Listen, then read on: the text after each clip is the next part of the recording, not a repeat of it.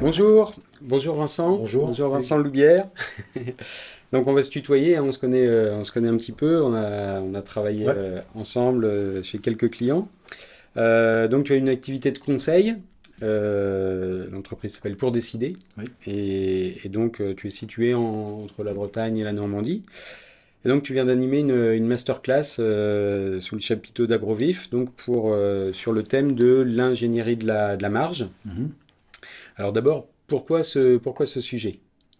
Alors, pourquoi ce sujet? Parce qu'en fait, j'interviens depuis de nombreuses années maintenant chez mes clients sur les sujets de la rentabilité, donc on parle beaucoup de marge.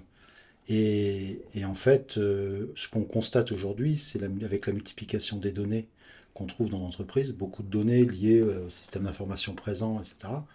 Il y a, les entreprises posent souvent la question sur quelles sont les marges que je peux calculer, à quoi cela peut me servir, comment finalement pouvoir répondre à mes questions de façon simple, de façon claire, en mettant en musique un petit peu par les calculs, les données dont je dispose.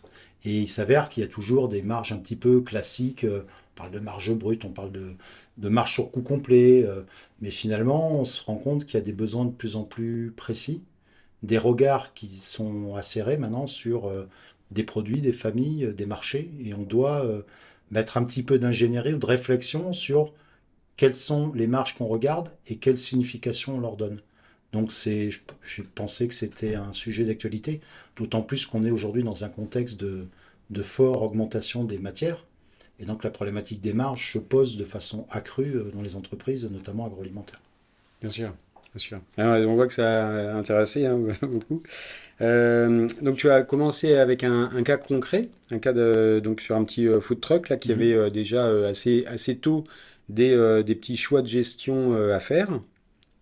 Et donc on voit que les questions se posent en fait dès le début, hein. Et donc comment clarifier ces questionnements? Quels outils tu peux apporter voilà, pour y voir clair en fait sur sur- Ouais. Alors, sur ce petit cas concret là, de food truck qu'on a évoqué en présentation, c'est une façon de présenter très simplement, avec des données très simples, de mettre en situation les gens en tant que patron d'un food truck, donc la possibilité de faire du marketing direct, de bouger ses prix, d'avoir un retour client sur la qualité de ses produits, et d'essayer de cartographier la performance de ses produits. Et en fait, cette approche, elle permet très simplement d'avoir des cartographies de la rentabilité selon un axe qui est du volume de vente, de la masse de marge, et par ailleurs de la performance individuelle des produits.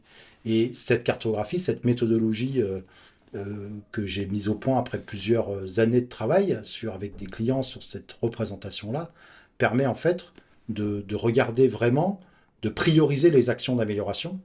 On va sectoriser un certain nombre de positions, de points qui sont la position des produits selon des axes de rentabilité et permettre de savoir les produits sur lesquels il faut actionner des leviers de vente supplémentaires, les produits sur lesquels on va actionner plutôt des leviers de performance industrielle ou de productivité ou de négociation fournisseur ou de pricing particulier. Voilà. Donc cette méthode qui est représentée par le petit cas food truck, ça permet de mettre tout de suite en, en œuvre la priorisation des actions et d'avoir une vision globale de la rentabilité de tous ces produits.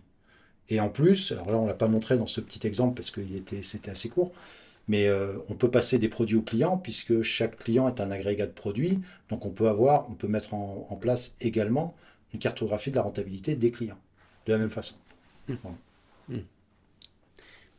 Alors pour revenir sur la partie article, donc le calcul de la marge, moi c'est vrai que je suis confronté chez nos clients assez régulièrement à ça, se pose la question d'un prix de revient, d'un coût réel, d'un coût complet, de comment on les calcule et puis de quel coût choisir, est-ce qu'on peut en utiliser plusieurs, est-ce que tu as des pistes, des choses, comment tu aides les clients à ce niveau-là sur le choix, sur les choix à faire? Alors, en fait, bien sûr, en tout cas, j'essaye de les aider, mes clients, Mais quand j'ai un client qui me demande, parce que ce n'est pas les seules thématiques sur lesquelles j'interviens, mais quand un client me parle de prix de revient, ce que je disais tout à l'heure dans la masterclass, il me dit je veux calculer les prix de revient. La première question que je lui pose, c'est pourquoi? Parce que les prix de revient, on peut faire plein de choses avec. Donc, qu'est-ce qui est derrière ça? Qu'est-ce qu'on veut en faire des prix de revient? Il y a certaines entreprises qui disent moi, je veux des prix de revient parce que je veux faire des tarifs. Je veux des prix de revient parce que je veux savoir si mes produits sont rentables. Ah ok, donc rentable, mais à quel... parce qu'il y a plusieurs niveaux de marge qu'on peut calculer sur un produit, et on peut avoir une marge sur coût variable qui est positive et une marge sur coût complet qui est négative. Pour autant, est-ce qu'on a la réponse sur le produit est bon ou pas bon? Voilà. Donc en fait, en creusant la question, on arrive tout naturellement à dévoiler la méthode et à la mettre en place. Mais tout part du questionnement. Et derrière certains mots-clés qui existent comme ça, marge, prix de revient, rentabilité, un peu comme informatique il y a 30 ans, on met tout et n'importe quoi derrière. Donc c'est vraiment le besoin d'aller bien préciser les choses et préciser le besoin. Donc la première chose que je fais chez mon client, c'est vraiment de définir le périmètre de ses besoins et de définir avec lui, de co-construire avec lui les méthodes et outils qui vont arriver à mettre en œuvre les réponses qu'il attend. Voilà. Donc tu as conclu sur la question du coût complet et puis de la prise en compte des frais fixes pour calculer, jusqu'à calculer l'avance-retard en fait par rapport effectivement à un seuil de rentabilité. Voilà. Est-ce que tu peux nous expliquer d'où te vient en fait cette intuition de mettre en place cette jauge d'avance-retard? Aujourd'hui, les entreprises ont besoin de savoir rapidement, je dirais presque quotidiennement, leur état d'avancement en termes de rentabilité. Puisque on a finalement un juge de paix qui va passer, qui est la comptabilité, et qui passe même parfois avec des situations intermédiaires. On peut en faire 2 par an, on peut en faire 4 par an, mais on a toujours un train de retard, on regarde toujours dans le rétroviseur. Donc l'idée, c'est vraiment d'anticiper les choses et d'avoir, par exemple, quand on a une vision hebdomadaire, d'avoir le lundi sur le bureau les résultats de la tendance en rentabilité de la semaine d'avant. Et pour ça, des méthodes assez simples qui consistent à regarder la totalité des charges qu'on a à payer dans une entreprise, qui sont en fait les coûts fixes. Qu'on ait de l'activité ou pas d'activité, on a un certain nombre de charges à payer. On peut rajouter à ces charges des objectifs de gestion, des objectifs de rentabilité. On peut dire je veux gagner tant par an, et donc on arrive à une masse à payer, et cette masse-là, on peut la diviser selon la période de gestion qu'on regarde. Le mois ou plus exactement la semaine, en tout cas de façon plus pertinente peut-être la semaine. Et donc, à côté de ça, on va fabriquer des produits. On n'est pas même obligé d'attendre de leur vente, mais dans l'hypothèse où la totalité de ce qu'on fabrique, on le vend, ou avec un petit taux de perte qu'on peut affecter, et en teintant un petit peu la masse de ces frais généraux selon une saisonnalité, parce qu'on ne va pas avoir la même activité au mois d'août ou au mois de mars, etc., on peut définir ce qu'il y a à payer toutes les semaines. Et à côté de ça, regarder ce qu'on a produit ou ce qu'on a vendu, tout dépend des activités, et le comparer tout simplement et de mesurer immédiatement l'avance ou le retard, et par rapport à notre seuil de rentabilité, et par rapport au seuil augmenté d'un objectif de résultat. Et donc, on a immédiatement le smiley rouge ou le smiley vert qui nous dit je suis bon, je suis pas bon. Voilà. Et ça, semaine après semaine, voilà. Semaine après semaine, ce qui permet bien entendu cette anticipation-là, même si j'aime beaucoup dire qu'il vaut mieux être approximativement juste que précisément faux. Là, on est approximatif, on n'est pas à 100 € ou 500 € près, mais peu importe, on est sur la tendance. Et donc, bien entendu, l'idée d'être en avance, enfin, d'avoir cette information tôt, c'est bien entendu pour avoir le temps de prendre des décisions pour des actions correctives. Et non pas attendre des situations comptables ou des situations qui arrivent tardivement pour se rendre compte que finalement le match est joué, il n'y a plus grand-chose à faire. Donc l'idée, c'est bien d'avoir cette vue constante, régulière sur ces résultats, et quand c'est moins bon, se dire, tiens, d'analyser pourquoi c'est moins bon, et qu'est-ce que je peux mettre en œuvre rapidement la semaine prochaine, cette semaine, pour améliorer les choses.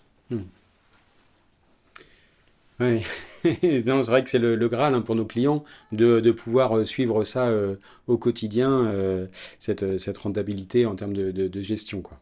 Et ça se met très facilement en œuvre avec des données qui sont tout à fait accessibles notamment dans VIF, les modules, que ce soit les prix de vente, les produits, on a les coûts variables, on a les frais généraux qu'on peut calculer par ailleurs et intégrer comme des constantes. Enfin, ça se fait très bien. Voilà. Donc, c'est des méthodes simples et qui permettent d'avoir un gap rapidement. On n'est pas dans des usines à gaz. C'est des méthodes claires à mettre en place, simples à mettre en place.